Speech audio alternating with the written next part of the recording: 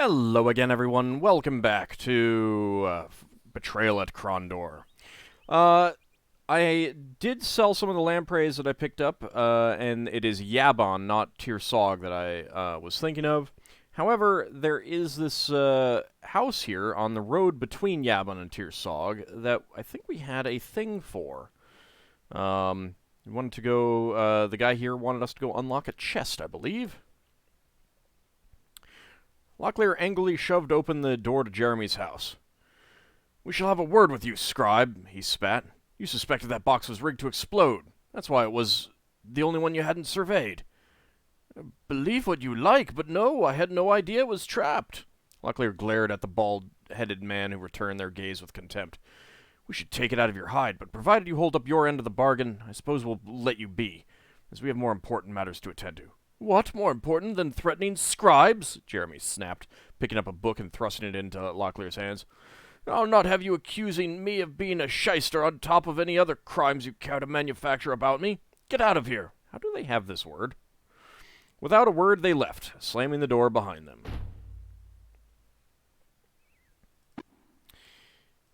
And Thiefel's Bird Migrations. Locklear grunted, the volume a leaden weight in his hands. Considering the difficulty he had getting through even the thinnest written works presented to him, he was astounded any writer would actually have the stamina to fill the 1,000 or more pages stitched between the book's leather covers. Now that does have an effect. Go take a look.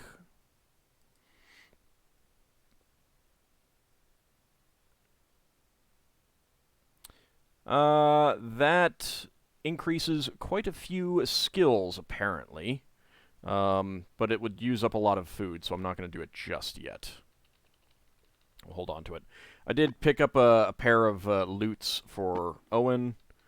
I was going to use them before starting a new episode, but I did remember that bit. And there is something else that I noticed that should pop up as we run down here. Whee! That's Yabon. Yabon.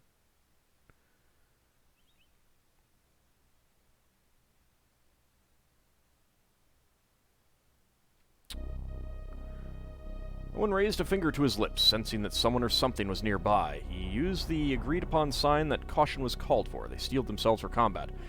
Their nerves wound tight like springs. Abruptly, a figure emerged into the open before them. Squire Philip.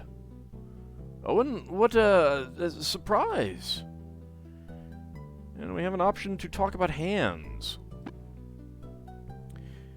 This is going to sound lunatic, but would you mind letting me see your hands? My hands? Okay, why?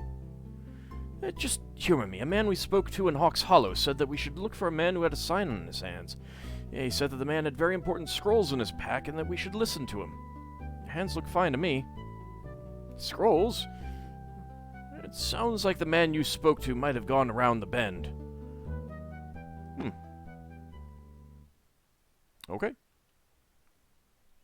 The ominous music there still makes me, and the whole thing that he does, like, I wasn't expecting to see you here kind of thing, makes me suspect that he is somewhat nefarious out here.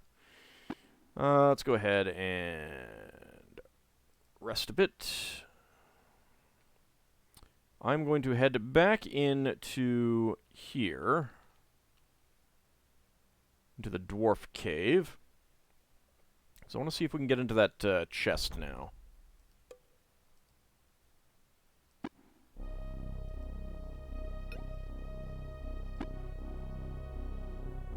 71% haggling, 36% haggling, 57% haggling.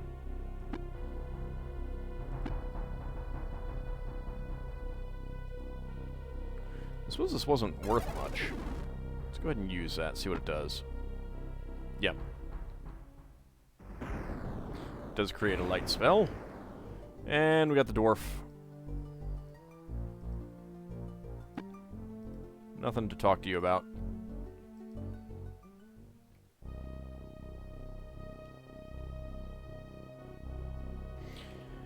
Alright, where was that chest?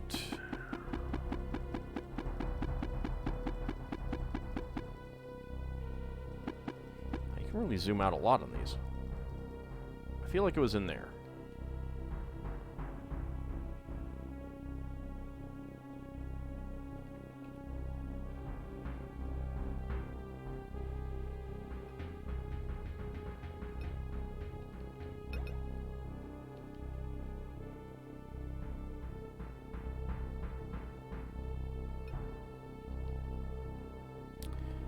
Yes. Alright. Wrong thing. Cast a spell.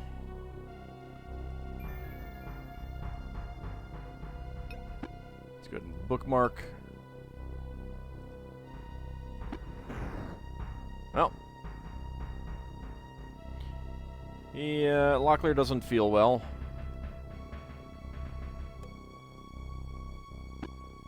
Inside, we would find another shovel and lots of money. Not that much money, though. So, let's see. Near death, near death. You're okay.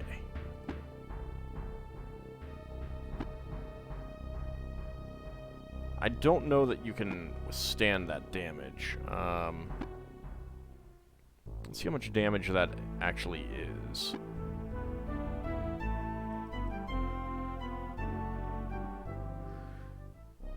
So there's a limit to how much you can recover camping. Yeah, let's go ahead and just camp there. So I didn't gain any more. I think that's still gonna knock Owen out.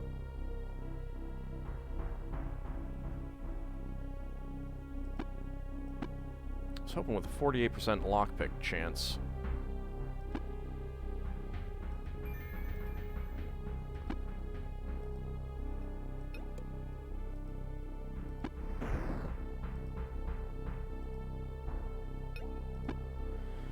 Nope.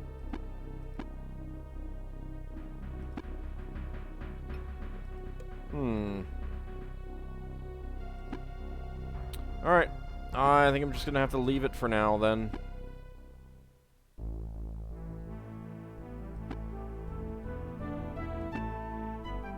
Well, let me give it, one more shot.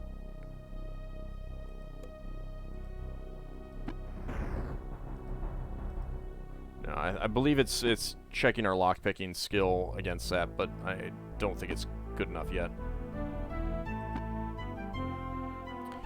Alright. Fair enough. Fair enough. It's worth a shot. We will be coming back here. If we look at the map here, we can see that Caldara is here on the map. This is how we get there, but it's going to be quite a bit later before we can do that, so I guess I won't worry about it.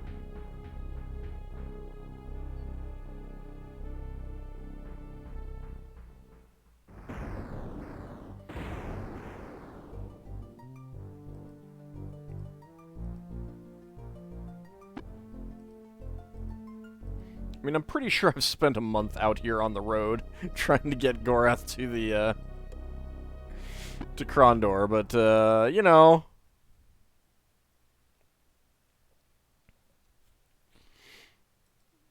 And there is something else for us to do as well. I just need to find the person. It's going to take me a little while to get there.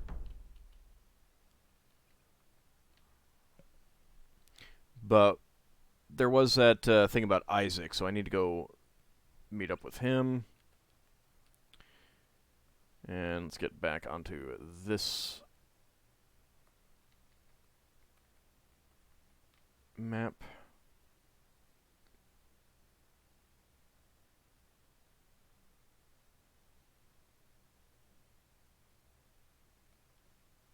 Alright, alright. We can rest.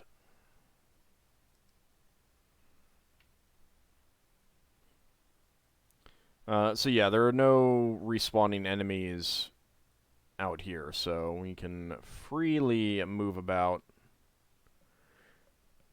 Alrighty. Where was he? I believe he is north here.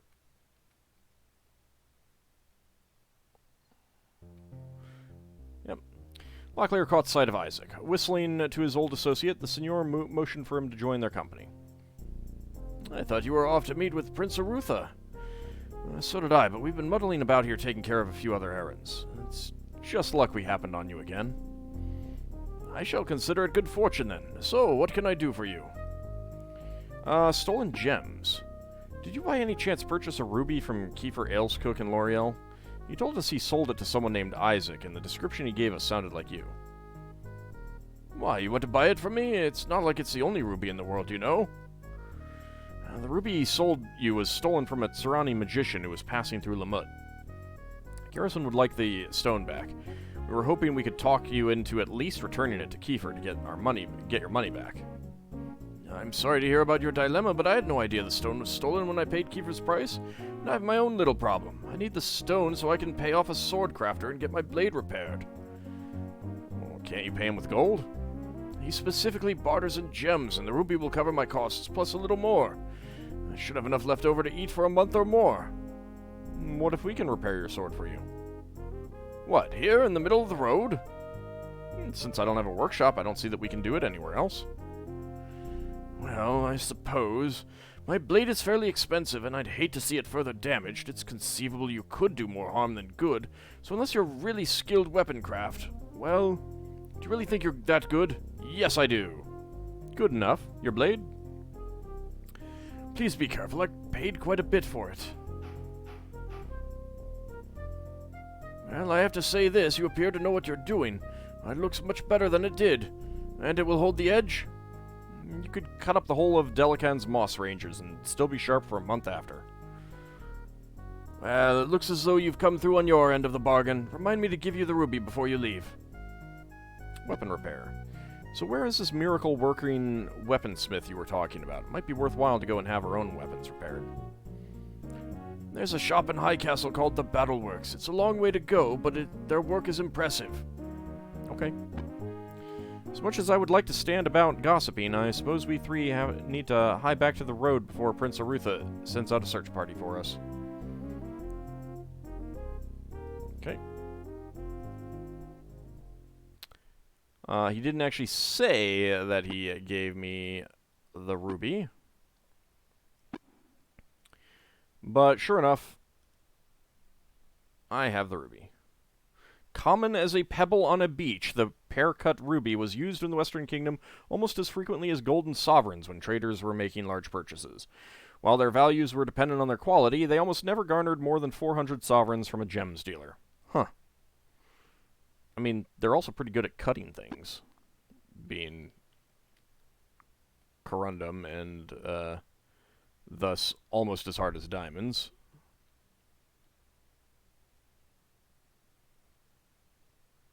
I don't remember where all the stuff that I left was, but I do remember... where was it?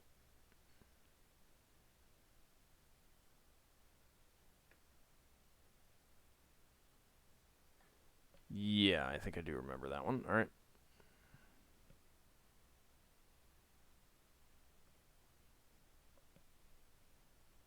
Okay, I think we're getting close, but you guys want to snooze, fine. Okay, pull us off the road. And there it is.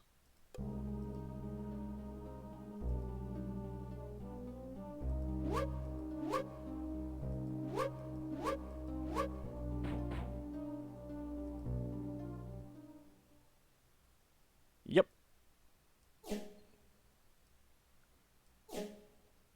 These are worth a fair bit, so no room, huh? Okay.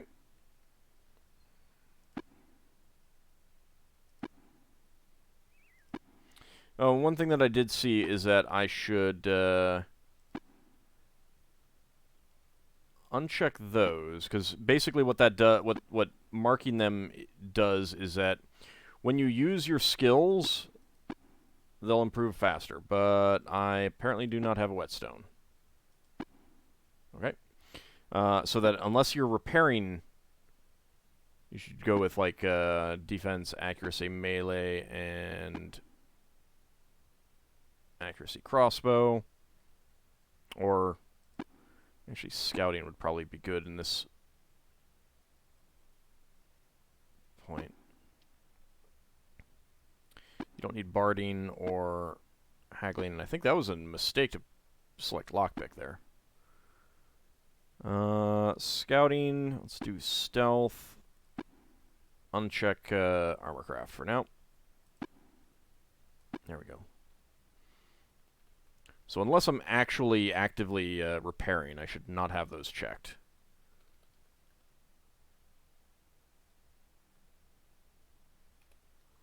Alright, let's head up to Lamut. I'll head up to Yabon. Knock, knock.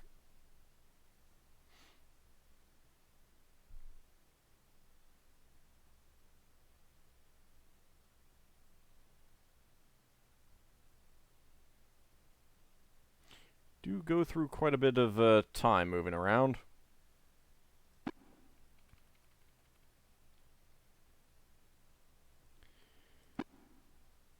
Might be worth staying at the inn to get fully healed up, too. The shop was closed.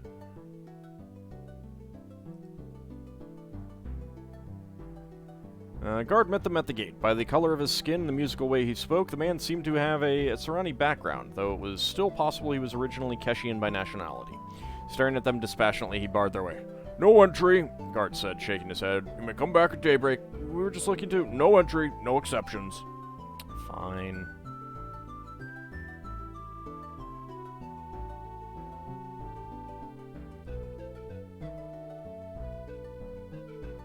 Yeah, it's fine. Okay. Not quite fully healed up, but we did get, mostly.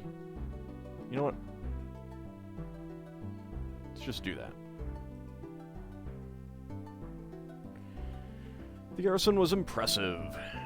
Let's see. Captain Belford greeted them with a smile. "What brings you back here?" he asked cordially. Locklear drew out the ruby they had discovered. Holding it out for Bedford to see, the gemstone caught a shaft of sunlight, splashing the walls with thousands of twinkling red spots. "Are you returning McCullough's ruby?" "Yes, I am." Locklear handed the ruby to Captain Belford. "I'm glad you found this," he said, placing the gemstone into a small velvet-lined box. "It'd be good to get McCullough off my back. I've sent so many men out looking for this blasted thing, there's hardly anyone left in the garrison." He retrieved a pouch from a locked chest in the corner of the room. "There you are, 100 gold sovereigns. Thank you, gents." Locklear put the pouch in his pack, and they left. And in the shop... Is there anything that I was going to sell? I don't think so.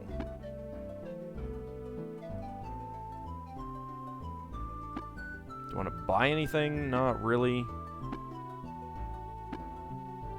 Not with the amount of money that I have. I can only get one Sarani crossbow at the moment. Even with a good haggle.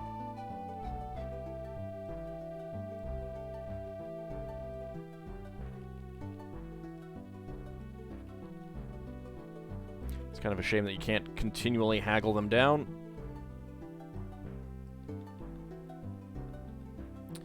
I think a flat 44 seems to be the best price you can get for the light crossbow around here.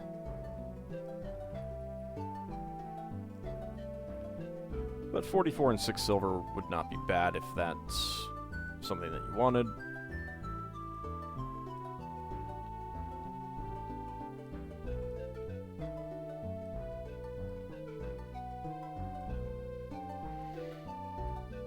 There we go, got it on available.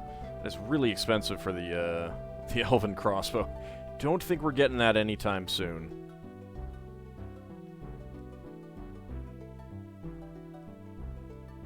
I mean, given that there appear to be limited enemies, there's probably limited money, too, so... Well, without doing tricks. I believe that there is a kind of a trick that you can do where you go one place, buy something, go to another place and sell it. Like a specific item.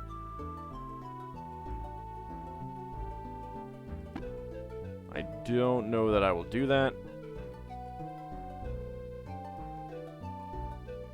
When I get to the point where I can do that, I will consider it, but more so to just get outfitted with the best equipment, though, rather than just idly trying to get unlimited cash. I do like unlimited cash, though.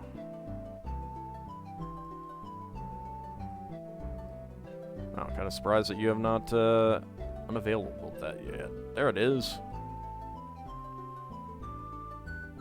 This place does seem to be amongst the most reasonable priced places. 1 gold, 1 silver for the torches. Does seem to be pretty good. Same thing, 11 gold for the aventurine. I should probably look to see if there is a list of places with their prices. Maybe something about...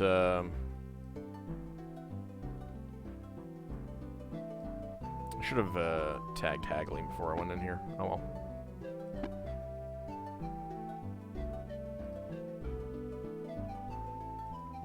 Alright, out we go. Yep, haggling increased. Alright, let's head up to Yabon. Then I'll probably end the episode early. This is just Philip.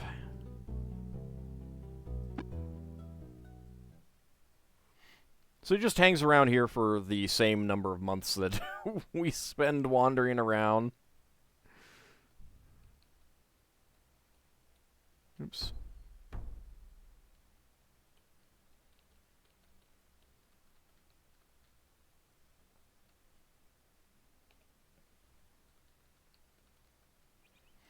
Okay.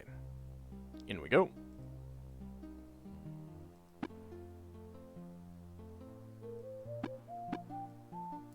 $14 sovereigns is a pretty good price, I think.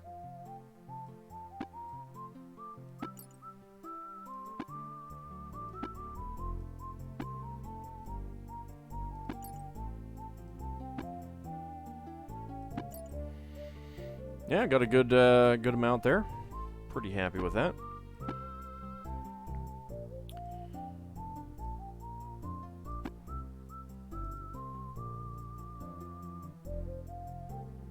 I will accept that. Let's go ahead and get one of those.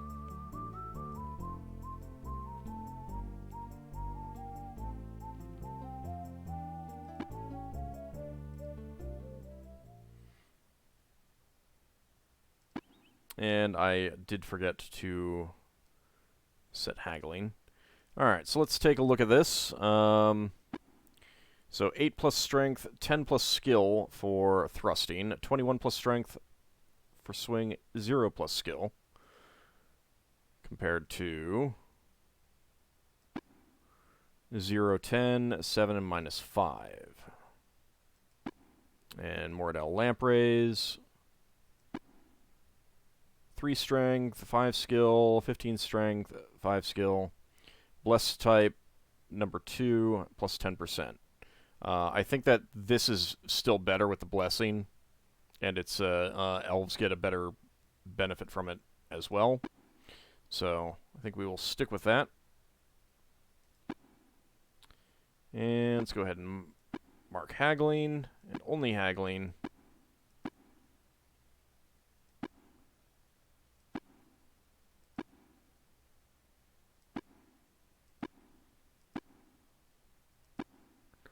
That should increase our skill that much faster.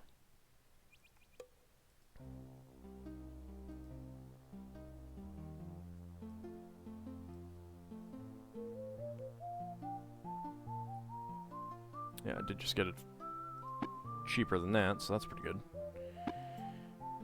Sell that. And that.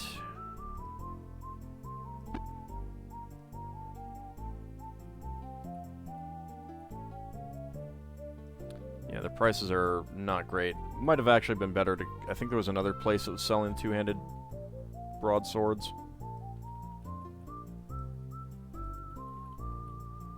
But I'm okay with it.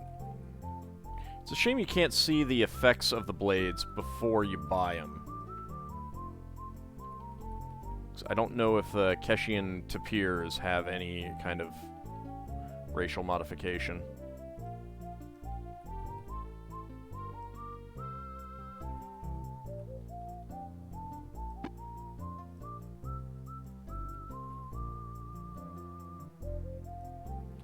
Don't really want to buy another whetstone because I'm pretty sure I have one somewhere. There's one on a body somewhere.